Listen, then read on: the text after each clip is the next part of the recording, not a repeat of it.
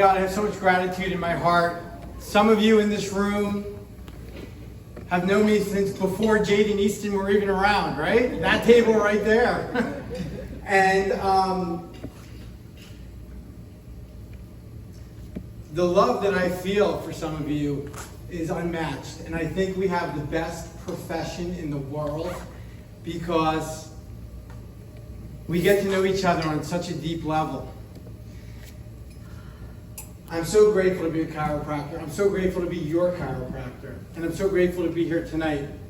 And what you'll find once you get to know us is that this isn't a career for us. This is a passion and a mission. And the truth is, we do these presentations because if someone didn't tell me about Upper Cervical Care back in 2000 when I was about to drop out of chiropractic school, those 250,000 visits never happened. And so as we go through this evening together, just remember that this talk may not just be for you, but for somebody else that's not even here tonight, that you know, that you love, that you care about. So I believe in the bottom of my heart that we save lives with the chiropractic adjustment. In fact, somebody asked me the other day, I was out at a school event, and what do you do? I save lives with chiropractic. And you may say to yourself, how do you save a life with just touching us on the side of your neck? I mean, it's not like if there was an accident out on 34 here, God forbid, and someone's arm was dismembered, that you would bring them in here, we're going to put them on their side, and we're going to adjust their neck, and their arm's going to come back, right? You're going to send them to Dr. Boris, so we're in urgent care. We save lives in a very different way. There was a talk like this at a different restaurant. How good was this food? Are we coming back here? Yeah. Right? Yeah. We love the owners of this restaurant, Ro and Mike, and come visit their unbelievable garden this summer and dine outside. It's incredible. There was a dinner like this, and Pat, the mother of Stephanie, gets up and she's telling the story of her daughter's recovery through Upper Cervical Care. And there's not a dry eye in the room. And it was back in 2005 when I was a fairly new practitioner that the phone rang, and back then I answered the phone and took care of the patient. And I answered the phone, and Pat's telling me this story about Stephanie, her daughter, who was a grade A gymnast at Freehold Township.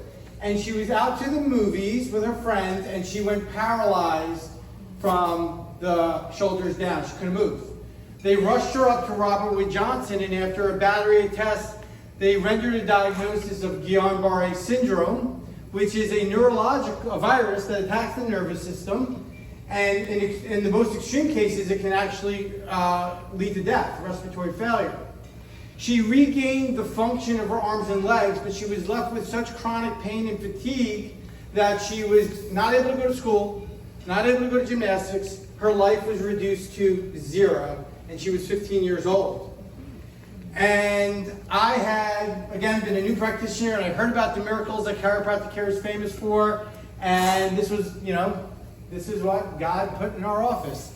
And we started, I say we, it was just me at the time. I started taking care of Stephanie, and she started regaining her health. But it wasn't like she came in one day and everything was back, because that's not how healing occurs. It's like if the garden out there is wilty and dying and there's no fruit on the vine, you don't just water it and give it a day of sun and it's green and growing and producing. It's a coming back to, a coming to life. And so Stephanie started coming back to life. I remember when she was able to go back to school part-time, then full-time. Then one day she said, I'm going to go back into the gym and just watch my friends. And then she started to tumble again. And this is over the course of months. And then eventually one day she came into the office, that front door opened up. She said, Dr. Larry, I did giants. Who knows what giants are? That's because you've been to 4 dinners. This story changed my life. Giants is when you go all the way over the uneven bars. And that alone was the story that Pat told. But that was 2005.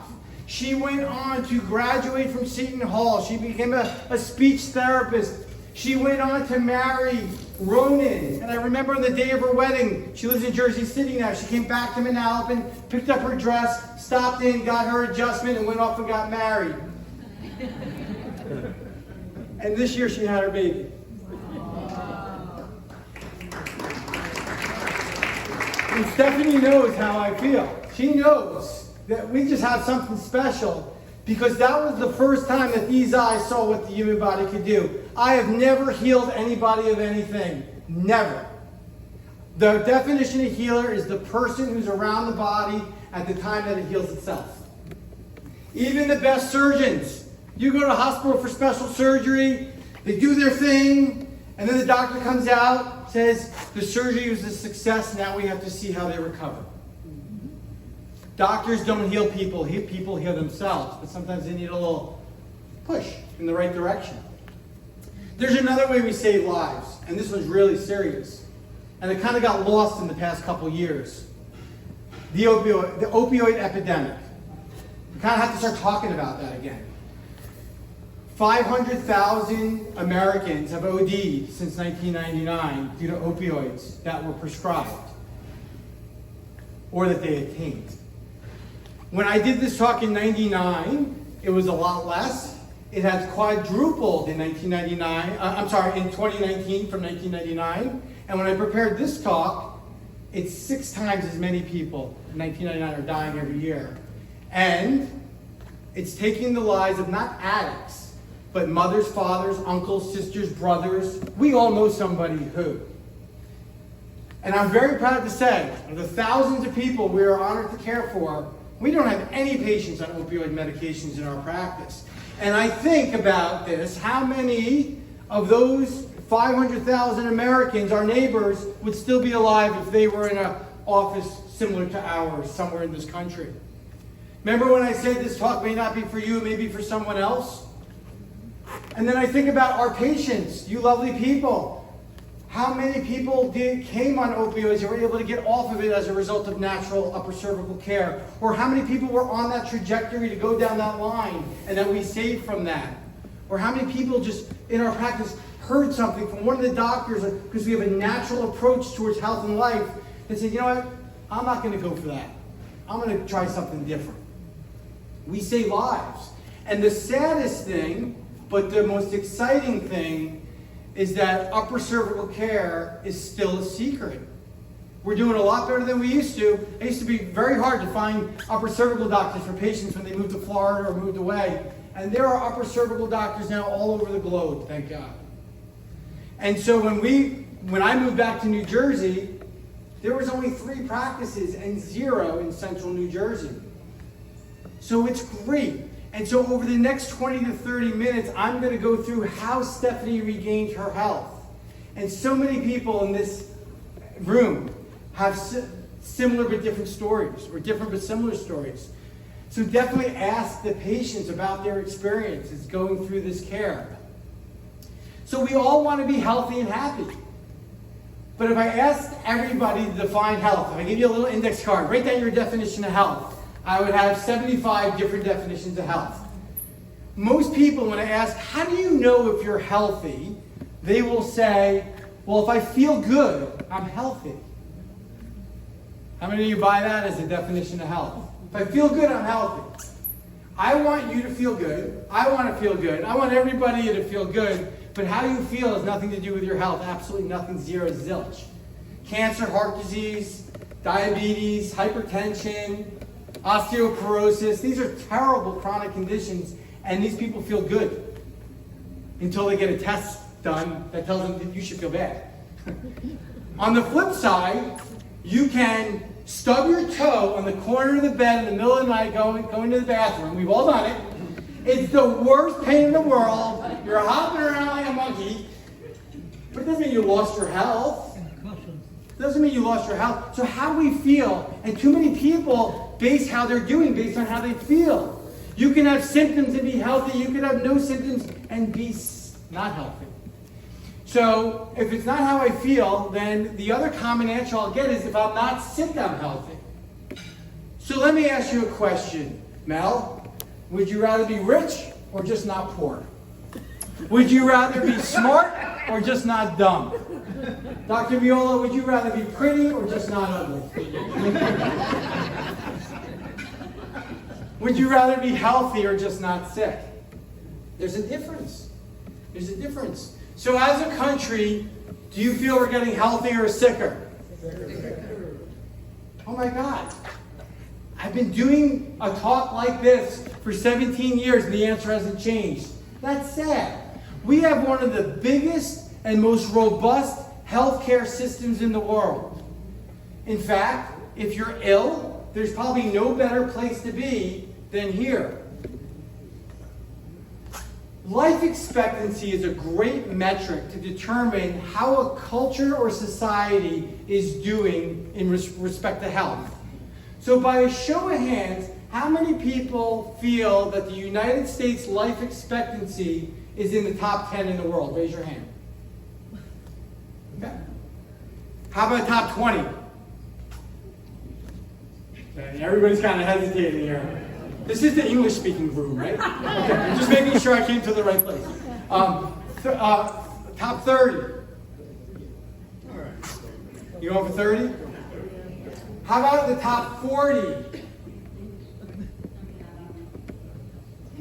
All of you are wrong. We rank 46th in the world in life expectancy. That's how we're doing. We have the biggest and best medical institutions in research. We consume more pharmaceuticals than any other country in the world. Then why are we doing so poorly on life expectancy? Because better health through better chemistry fails. Who is responsible for your health? We are. We are. Not the insurance company and not the government if you're on Medicare. You are responsible for your health. We need to eat well. We need to move well. We need to think well. We need to rest well. Sounds so simple. Why don't we do it? Your health is your greatest asset. You guys and gals would turn your house in a second if it would save your life. Your health affects every aspect of your life. Without your health, it affects your physical health, your ability to get up and do and function and do the things that you want to do with the people you want to do with. It affects your emotional health, how you show up every day, your mood, your demeanor when you have your health. It affects your intellectual health, your ability to study and focus and read and concentrate and grow. It affects your relationships. It affects your parenting relationships, your ability to throw the ball with your children or get on the floor with your grandchildren. It affects your social relationships. How many patients with migraines, when we first meet them, tell us they're not going out to dinner. They're canceling plans. It affects your most important relationship, your health, your love relationship, your ability to be with your partner. It affects your finances. You want to know what you can't afford? You can't afford to get sick in this country. 50% of bankruptcies are due to medical expenses. And, this is a Harvard study, 50% of those people have a college education. That's a big problem. It affects your financial health. It affects your career, your ability to pursue what you want to pursue. But I think at the end of the day, when people lose their health, it affects their quality of life. Like if you go to the Grand Canyon, do you say, let's go hike in there, honey? Or do you go, nice hole? And at the end of the day, where none of us are taking our money, none of us are taking our clothes, none of us are taking our houses out of here with us. At the end of the day, you're going to look back in your life and you're going to say, was I able to fulfill my life purpose? That's what's at stake. I see too many people that have had their lives derailed because they couldn't get a health answer. So if it's your greatest asset and it affects everything, think about your schedule this week. How many appointments did you make with yourself for your health? That's how we turn 46th in the world to 6th or 1st. We don't need more doctors, medicine, drugs, surgery, and chiropractic adjustments. We need more people less sick. We need more people less sick. And so hopefully there's some motivation here to say, I'm going to take better care of myself. So some people lose their health because they're having trouble healing. And I believe in our office, we are experts in healing. If I could lend you my eyes for just a moment to see what I bear witness to over the past 17 years, you'd be up here talking, and I know Holly wants to do the talk, but I'm not letting you tonight, Holly. The body is self-healing and self-regulating. I'm here to remind you of that fact, that your body is made to heal. Human beings have been healing for tens of thousands of years for survival and procreation before there were medical doctors, chiropractors, acupuncturists, naturopaths, and functional medicine doctors. We have an innate ability to heal. And we know that. We know that with our children, if they scrape their knee, break a bone, get an infection, like they're going to heal. And something happens along the way. And I don't know if it's the messaging, but patients forget, people forget that they have this inborn, this innate mechanism. I'm going to teach you chiropractic in 4 sentences. That's it, 4 sentences and we're done. The human body is self-healing and self-regulating. Have you ever cut your skin? What made new skin? Was it the Band-Aid or the Neosporin, like in the commercial? Right? Remember when there were commercials? No, your body makes new skin. It has a pharmacy inside of it. What system of the body is responsible for all the healing and regulation of the body?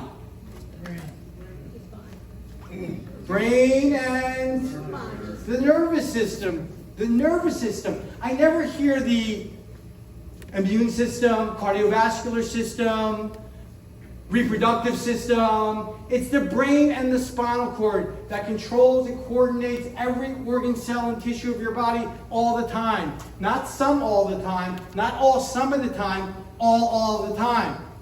And so if something was interfering with your nervous system at the level of the brain stem, would you be healthier or sicker? Every time. Every time. So your nervous system is everywhere. If I took away all your muscles and all your ligaments and all your bones and all your organs, we'd still see the outline sitting right there of your body. And if you don't believe me, just take your fork and just start poking it around. Anywhere you feel it, there's a nerve. You live your life through your nervous system. We live our lives through our nervous system. Everything we smell, touch, taste, feel. The quality of your life depends on the quality of your nervous system. If you're young, do you need a quality, high-functioning nervous system? If you're old, would you benefit from having a high-functioning nervous system? If you're sick and have a diagnosis, do you need your nervous system working optimally to heal or recover from whatever you're fighting? And if you're well and you don't have any symptoms and you feel fine right now, do you still need a healthy functioning nervous system? So who needs a healthy functioning nervous system? We all do. It's no different than dentistry. We all need a good dentist too. But you can replace these. You can't replace this. They haven't figured out how to do that very well yet. We were just talking about that. Right? Journal of Spine. 40% of spinal surgeries end up with a second surgery. I just got a call yesterday from a patient, an old former patient, that had a fusion done in his neck, and it's 2 years later, now they want to fuse the level below. Should have stayed under care. It's a lot easier to hold on to a glass than to put it back together once it broke on the ground. There's a message. There's a message. Healing is a universal law. It's a law. What's a universal law? A universal law is a law that's true whether you believe it or not, everywhere on this planet. The best example for universal law that we all have heard of is this word called gravity. Whether you jump off a building in New Jersey, New Mexico, or New Zealand, you are going down. Healing's the same way. It's a universal law. Anything alive has a mechanism to heal itself. So then you're saying, okay, Dr. Larry, let's say I buy this thing that, nerve interference, interrupts healing, and healing is a universal law, and people have been healing for thousands of years. Why are there so many people sick and suffering? Why aren't I healing? Why isn't that plane falling out of the sky? You can interfere with the law of gravity. Why isn't this key falling to the ground? I will tell you, most people who want to heal are looking to add on. They're looking to put in, to put on. And I will tell you, from my experience, that healing is a getting rid of, not a putting on. It's a removal process. It's like a hot air balloon. You remove the weight and you go up. Most people who are having trouble healing are toxic. They're either toxic in chemistry, they're toxic in thought, or they're toxic in movement. And when you start to remove that toxicity, the too much of the wrong thing, all of a sudden it's like the garden. Or it's like Stephanie. There's a blossoming that starts to happen. Tissues can come back to life. The body can come back to life. All right, Dr. Larry, let's say I buy this whole thing, that there's nerve interference. I know you're from Jersey, right? I got to prove this to you, right? It's like a thesis. I remember, I'll get to that story in a second. Stay on track. So, let's say you do say, okay, this nerve interference thing, what is it? Well, have you ever heard the word subluxation? Just humor me because this only happens once a year. Can everybody say the word subluxation? Subluxation. Awesome. You know what? 30 years ago, you didn't know what the word cholesterol was, and now you all know your number. Okay? So subluxation is nerve interference, but I'll tell you what? It's a $5 chiropractic word for stress. By a show of hands, does anybody have any stress in their life? None of you have physical stress because you all work out 5 days a week. You have a Pilates reformer right in your living room, right, Dr. Cordy? And you have a trainer named Ralph, and you never look down at your phone, fall asleep on the couch watching Netflix, or look at a laptop. None of you have emotional stress. Are you married? Do you have kids? Did we just come through one of the most stressful times in human history? The healthcare system is overwhelmed.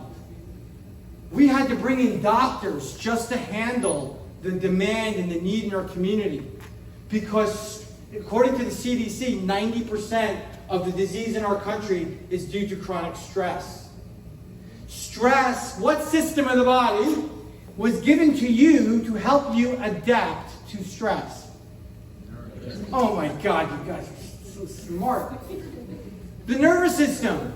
The function of your nervous system will determine how well your body adapts. If you think about the Titanic, it goes down into the water. It's the same air temperature, the same water temperature. All those people going through that traumatic event at the same time, half the people survive long enough for the lifeboats to come, and half the people perish. Which group would you be in? I want to be in the survivor group. I want to do everything that I can every day of my life to make sure that I'm in the survivor group.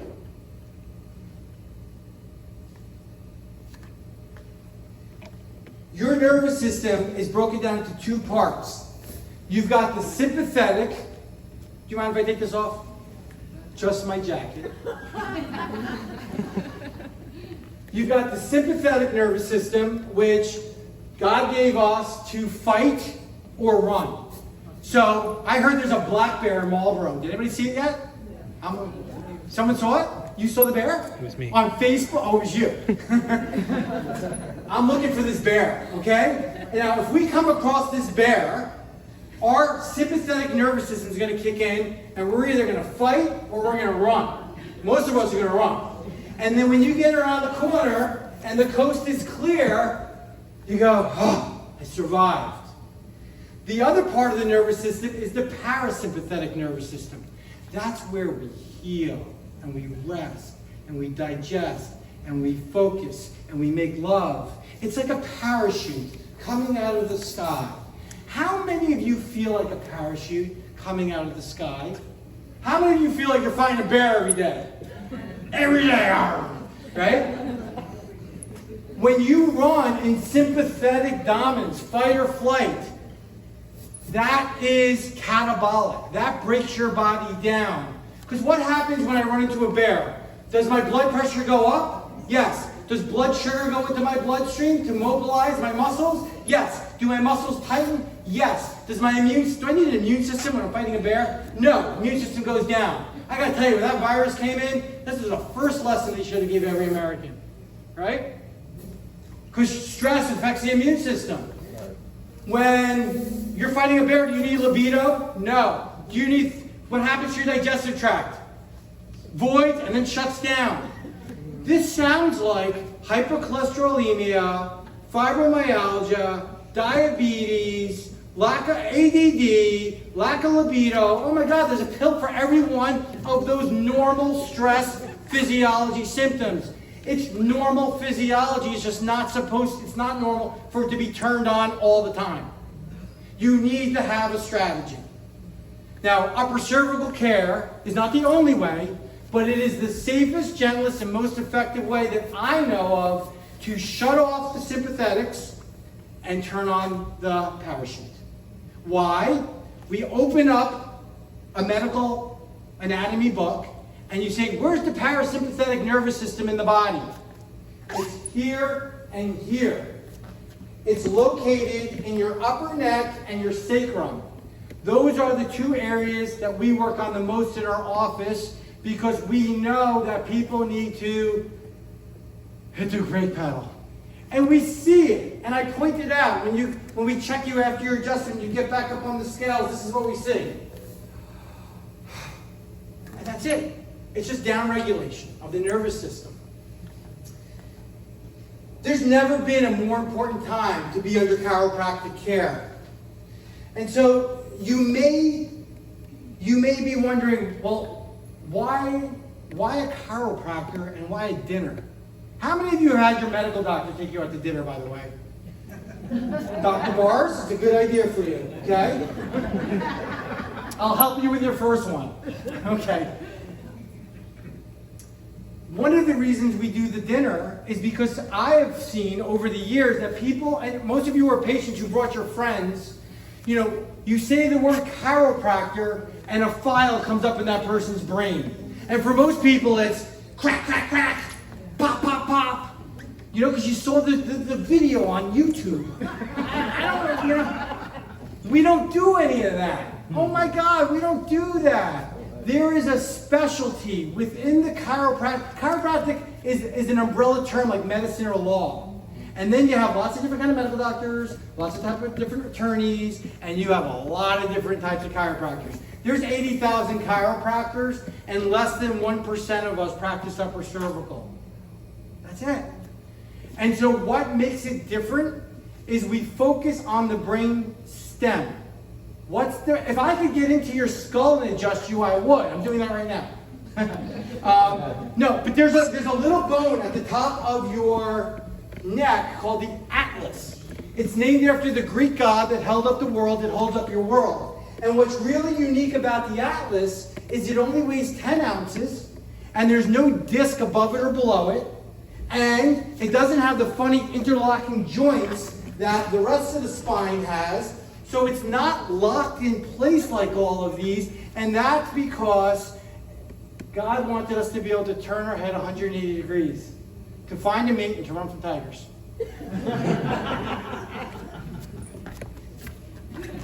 Does it look familiar? This is how you start, and then this is how you finish.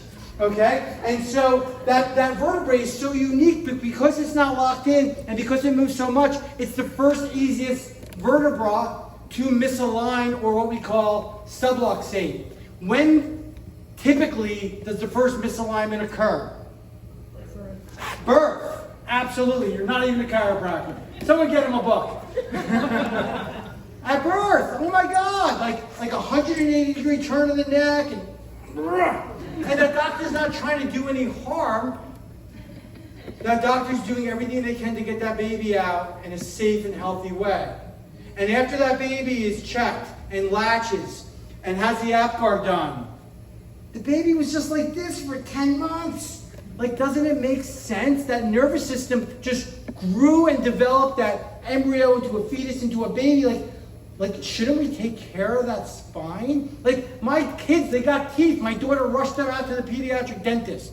And I said, honey, they don't keep those teeth. But we do. We don't wait till their teeth hurt. We take care of them. Why is the spine different? Why do we have to wait till we're dying in pain, exhausted every single type of medicine shot, ablation, and got a surgical consultation, and they go, I'm going to go to the guy that's conservative now? It doesn't make sense. It should be the first stop. It should be the first stop. And when we have to collaborate, we will, and we do. There's a place for everybody in healthcare. But doesn't it make sense to start conservative and then move up the ladder and not go reverse? That's what I think. So I know that the way that we take care of spines is like no other in this state. I know we're the only game in town, even within my profession. When a patient comes into our office with their lumbar MRI or their cervical x-ray from the specialist, I go like this. That shows me how little that specialist knows about the spine. If you went to and found a new dentist and they decided to just x-ray your top 2 teeth, it doesn't make sense. You can never fix anybody's spine by only knowing what this is doing. You cannot fix somebody's spine by knowing what this is doing. This is an organ. The cardiologist doesn't just take care of the right side of the heart. And they're doing their imaging like this. Who lives like this? If you had a lumbar MRI, it's beneficial because it shows us your pathology, but it's useless to show us your biomechanics. That's why we visualize every single one of our patients, except if they're pregnant, with a full spine set of x-rays, and every single visit we analyze posture in a standing position before and after we adjust. Because you have to understand how the whole thing works. So this gentleman talked to me about his brother-in-law. Brother-in-law with stenosis. Another person talks to me about the migraine. Another person talks to me about the herniated disc. And I got to tell you, that's just the effect. That's the end game. This is the process. Your body is subjected to trauma over the course of your life. Oh my God, I was in a crawl space this weekend, but it was a crawl space that was like 5 feet, and I walked right into a header. Right into a header. I mean, I saw stars. I felt numbness in my feet. I took inventory, and everything was moving and okay. And what was the first thing I did on Monday? I found this guy to take care of me. Because I know how dangerous that is to leave that subluxation in there. Have you ever got up from the seat in the airplane and hit your head on the overhead? Have you ever hit your head on the door jamb or on the trunk? Have you ever been in this position for too long or in this position for 2 years working from home? Have you ever been born? It's safe to say that most of us have had trauma to our spine that tore loose the connective tissue that once held our spine straight. It's a perfect design. It's a column. And it's the only thing in nature, and I will challenge you to find me another one, that gives structural support with mobility. I have not been able to find another example of that in nature, structural support and mobility. And what happens is if everything is straight and stacked up, it's what we call tensigral. If I had a new Coke can and I gave it to Dr. Ron, I don't care how strong he is, he cannot crush it because it's got structural integrity. You put a little kink, the littlest kink, in the Coke can, and it loses all its structural integrity. And that's how it happens to your spine. But you don't have one kink, you've got a lifetime of kinks. So it's this, and it's this, and it's this. And so it's a falling down process. If I get hit from this side, I go this way. If I get hit from this side, I go this way. But the only way I can't go is down to the ground. So you know what the body does? It torques, it turns.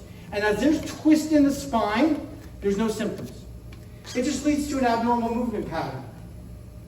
Progressive wear and tear for years or decades, and then eventually you feel something, and you hope it goes away. Or you take something and it goes away for a day, a month, or a year. And then eventually it doesn't go away. You go, I gotta get some help.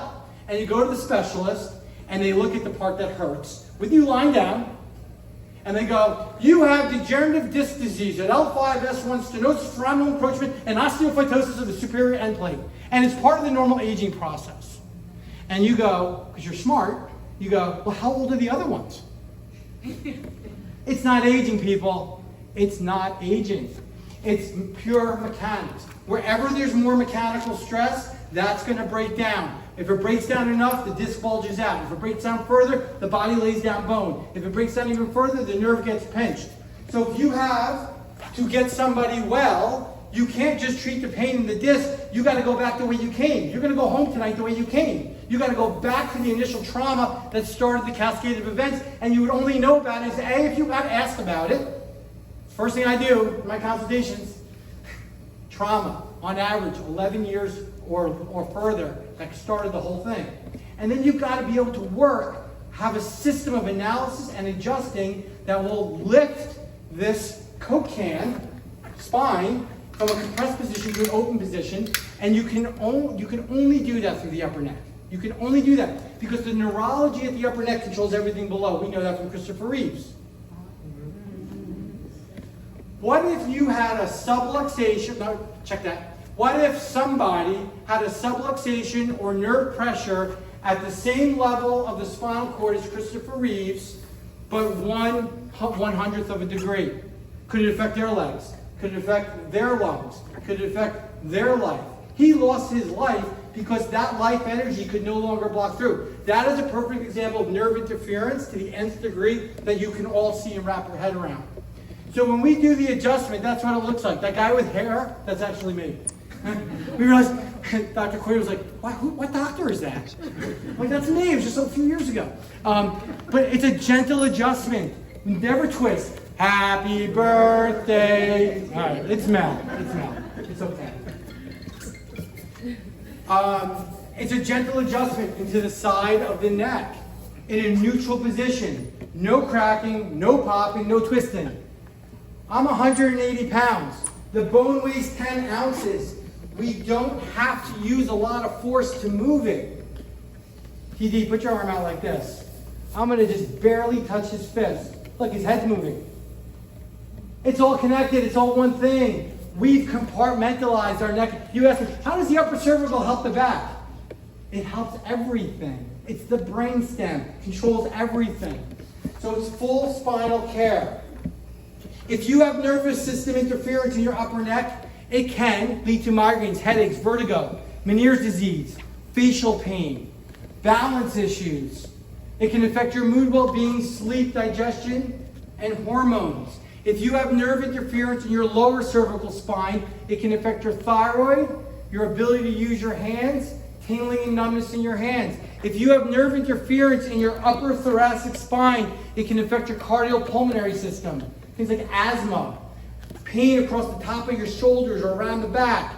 If you have nerve interference in the lower thoracic spine, it can affect your upper GI system, like the indigestion, the GERD, the reflux, the small intestines, kidneys, liver, spleen, and pancreas. If you have nerve interference in your lower back, those nerves go down your legs. Sciatic nerves, stenosis, disc herniations that don't heal. But they also control things like your menstrual cycle, bowel, bladder, reproductive system, colon, prostate. All of these things that we have specialists for and treatments for have a nerve that goes to them. Before the gallbladder goes bad because it outlived its warranty, doesn't it make sense to make sure that the nerve supply to the gallbladder is turned on? Absolutely. First place I'd start is there. That's why we practice upper cervical. And I had played football from Arbeitman High School in the 90s. And back then, to get on the field, we were taught to hit with our heads. Whoever had more scuffs on their helmet got more playing time. So I was never right after that. And I was attracted to chiropractic. I went down to Life University to become a chiropractor. And for me, I was getting traditional chiropractic care, and it wasn't doing anything. Nothing. And I was torn. For me, it wasn't doing anything. For others, I'm sure it does. And I was torn because I made this big decision, this life decision, and I was actually going to drop out of school and actually transfer into another profession. And I was telling this story in the hallway of the C building to a young woman, a classmate, and she said, before you do anything, go listen to this upper cervical doctor speak on campus. And I went, and it was a Wednesday night, similar to here, and he didn't speak. He brought 6 patients that told these unbelievable stories of healing and recovery. But I was from Jersey, like, oh, he is, yeah, prove it to me, you know? So I went in as a patient, and for me, it was one of a handful of spiritual experiences for me in my life, because when I got that first upper cervical adjustment, there was just a knowing that this is what I would be doing for the rest of my life. And I, to this day, don't know who that young lady was who told me to go to that talk that night.